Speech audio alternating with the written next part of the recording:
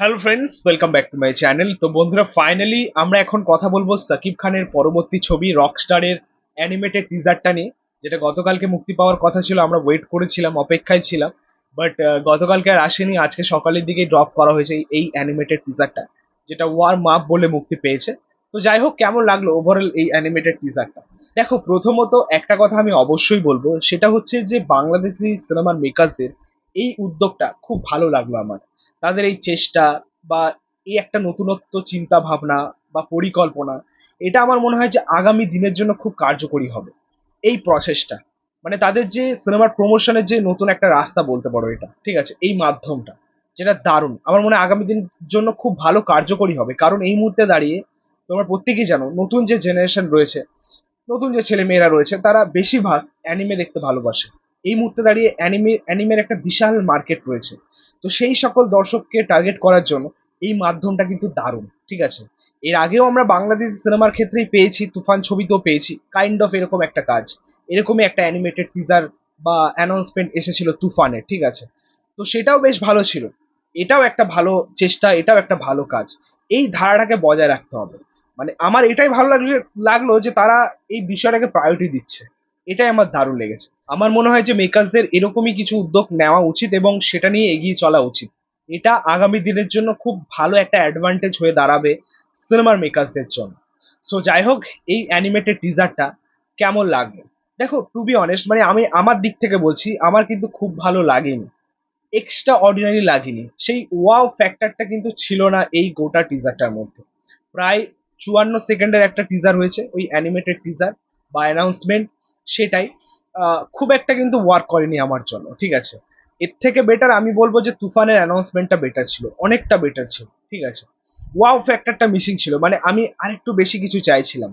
54 সেকেন্ডের মধ্যে আমরা যেটা দেখলাম, সাকিব খানের রোলটাকে দেখলাম, তার কিরকম ভূমিকা হতে চলেছে আর কি এই সিনেমার মধ্যে, সেটাকে দেখলাম।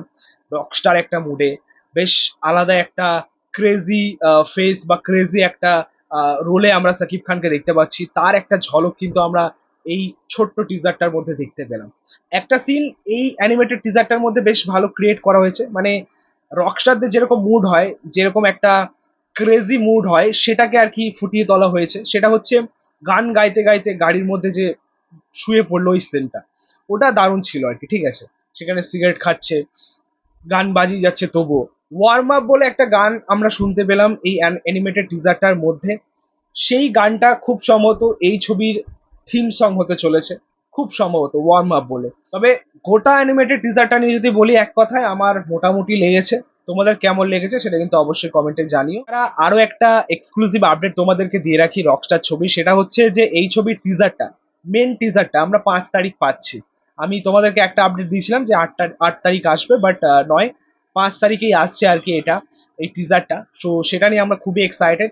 রকস্টার টিমের ক্ষেত্রে যেটাতে আমরা সারপ্রাইজ হলাম, সেটা হচ্ছে প্রমোশন নিয়ে তারা বেশ ভালো একটা পদক্ষেপ নিচ্ছেন বা বেশ ভালো একটা প্রসেসের মধ্যেই রয়েছেন, ঠিক আছে।